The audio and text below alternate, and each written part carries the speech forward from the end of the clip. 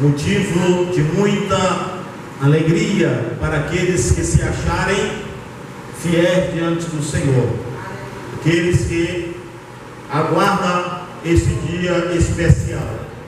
Meus amados e queridos irmãos, sem perda de tempo, 2 horas passam e nós temos alguns minutos, e o minuto que nós temos é para deixarmos uma breve palavra. O versículo que eu li é o texto escolhido para este trabalho da semana. Trabalho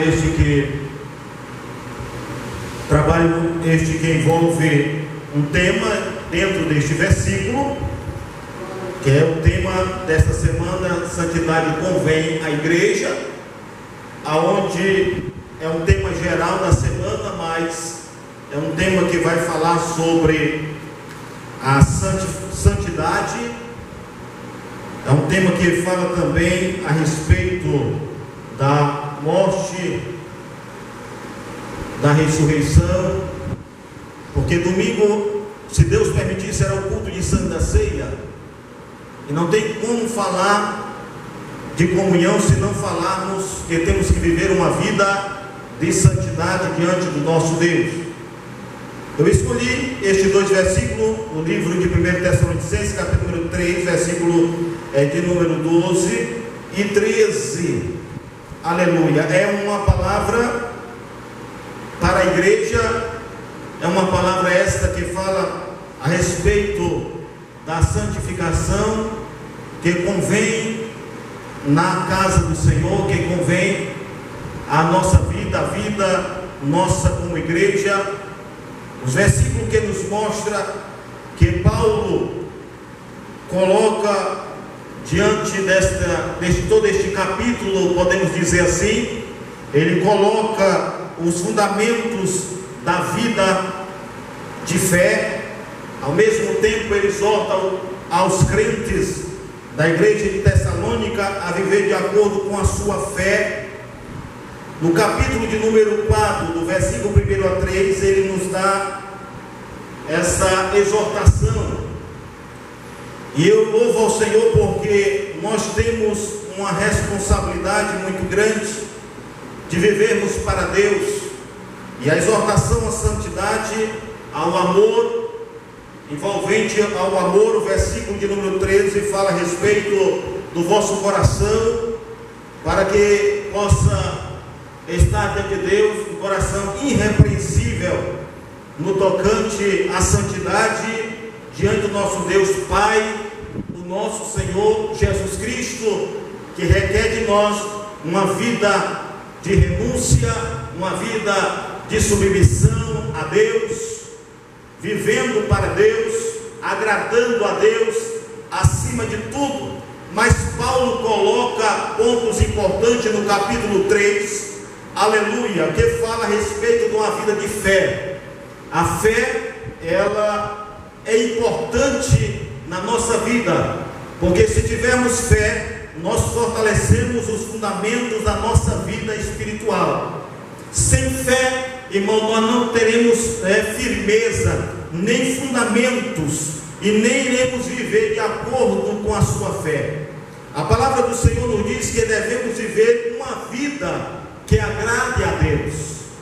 Uma das razões de muitas vezes nós não contemplarmos Deus agindo, Deus trabalhando, Deus direcionando, Deus moldando, Deus dando preparamento diante de qualquer circunstância, irmãos, é porque muitas vezes nós deixamos de estar mais perto de Deus, e quando nós nos afastamos de Deus, se tornamos frágeis diante da luta que nós enfrentamos, que a igreja sabe que a nossa vida aqui ela é uma batalha espiritual, é uma luta espiritual muito grande. O crente não pode se descuidar de achar que ele não está aqui em uma batalha. O crente não pode deixar de meditar de que a nossa vida aqui é uma vida momentânea e que nós não podemos perder o nosso foco, que é viver para Deus, que é agradar a Deus, que é viver em santidade, que é viver uma vida irrepreensível diante de Deus. Por que eu digo isso? Porque, irmãos, não é fácil. Diz a palavra do Senhor no capítulo 4 do livro de 1 Tessalonicenses, capítulo 1, diz assim: finalmente, irmão, rogo e exortamos ao Senhor Jesus, que assim como recebeste de nós, de maneira que convém andar e agradar a Deus, assim andai, para que continueis a progredir cada vez mais. A preocupação do apóstolo Paulo para com os irmãos da igreja de Tessalonicenses é que eles pudessem viver uma vida que agrada a Deus. Hoje nós estamos vivendo um momento em que, por falta de uma busca maior para com Deus, muitas vezes nós vivemos um pouco distanciado e deixamos de viver pela fé. A fé traz em nós força, a fé produz em nós a esperança, a fé nos dá firmeza, e é isso que nós estamos precisando na nossa vida. Não é dizer que só agrada a Deus em dizer, no campo de falar eu agrado a Deus, ou da teoria eu agrado a Deus, mas vivermos praticando, realmente agradando a Deus, devemos viver em santidade. Por quê, irmãos? Porque se não vivermos em santidade, em uma vida irrepreensível diante do Senhor Jesus Cristo, como nós poderemos aguardar a volta do Senhor na certeza de que nós estaremos com Ele para todo sempre? Quando o Senhor, Ele mesmo diz na sua palavra, que Ele vem buscar uma igreja comprometida com Ele, uma igreja lavada pelo seu sangue, que não vive mais o rugimento deste mundo, que não vive mais pelo domínio do poder das paixões, da consciência da carne, da soberba da vida, mas que venha realmente amar a Deus de todo o coração, como diz a palavra do Senhor. Amar a Deus de todo o coração é guardar a sua palavra. Guardei a tua palavra no meu coração, para eu não pecar contra ti. Louvado seja o nome do Senhor, porque a vida espiritual nossa é uma vida que tem que estar com uma aliança com Deus, para este grande dia, quando o Senhor vem buscar a sua igreja. Se Deus nos permitir, no domingo nós estaremos mais uma vez relembrando, cercando a mesa do Senhor, que retrata a comunhão que temos com Deus. E aí é onde nós começamos a meditar, irmão, a respeito de vivermos em santidade. Viver pela fé não é viver pela vista. Quantas vezes, por falta de fé, nós saímos da direção de Deus e começamos a nos desesperarmos. Começamos muitas vezes a deixar de confiar em Deus por falta da nossa fé. Porque a palavra do Senhor nos diz, nos mostra que o Senhor prometeu, Ele estará ao nosso lado. Se nós buscarmos ao Senhor, se nós clamarmos ao Senhor, irmãos, o Senhor entra com provisão, irmã Leila, o Senhor dá resposta. Mas é verdade que nos últimos dias difíceis que nós estamos vivendo, muitos não conseguirão subir naquele grande dia. Alguns serão pegos despreparados. Alguns muitas vezes estão acomodados com relação à sua caminhada espiritual, na sua jornada aqui, até o dia que o Senhor venha nos buscar.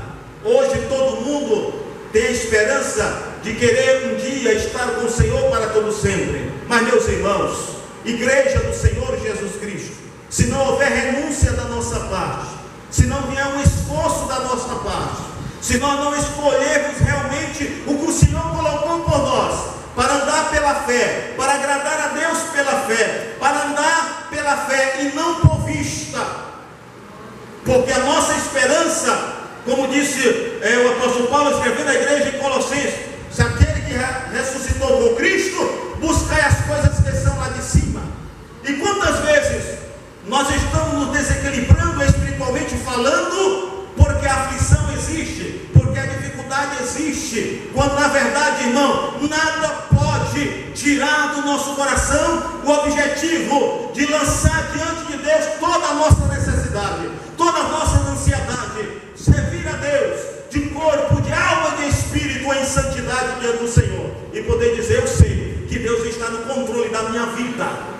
Hoje nós contemplamos no meio da igreja, de um modo geral, falando de um modo geral, pessoas da igreja que vivem, irmãos, sem esperança, irmãos que muitas vezes perderam a força para servir a Deus, irmãos que perderam a força até mesmo para se prostrar diante de Deus em oração, não tem palavra de oração, não tem um espírito de adoração a Deus. Quando eu digo isso, eu não estou querendo incentivar os irmãos a adorarem a Deus, a dizer: irmão, glorifica a Deus, glorifica, dê aleluia, dê glória a Deus. Não, o que eu estou dizendo aos irmãos, que quando nós estamos diante de Deus, nós devemos reconhecer a grandeza do Senhor, e a Ele seja dado o nosso louvor e a nossa gratidão.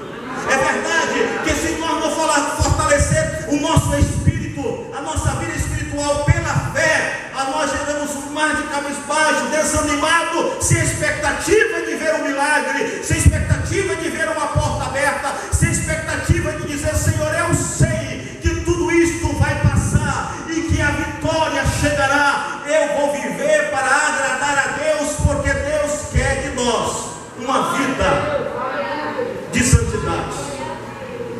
Por isso, meus amados e queridos irmãos, devemos viver no Espírito e não na carne. Viver no Espírito requer dedicação a Viver no Espírito requer um tempo para Deus. Viver no Espírito requer uma atuação da nossa parte para com Deus. E eu vejo, irmão, que nós vivemos numa época que o povo só quer milagre. Vivemos numa época que o povo só quer prosperidade. Vivemos uma época do povo que diz assim: ore por mim, ore por mim. Irmão, não fui para oração, mas ore por mim. A expressão ore por mim nunca vem orar. É sempre aquela expressão ora por mim, mas ele mesmo não ora, ele mesmo não busca, ele mesmo não vem buscar o Senhor, mas ele quer vitória, mas ele quer bênção. Se não vivermos, irmão, em santidade diante do Senhor, se não buscarmos ao Senhor e viver uma vida no Espírito e crucificar o desejo da nossa carne, e o desejo da carne, irmão, é que nós vamos dar tempo para a carne e não dar tempo para o Espírito Santo na nossa vida. Espiritualmente, muitos crentes estão mortos espiritualmente, estão apáticos, sem força, sem ânimo, porque a vida espiritual, irmão, ela tem que estar todo tempo acesa.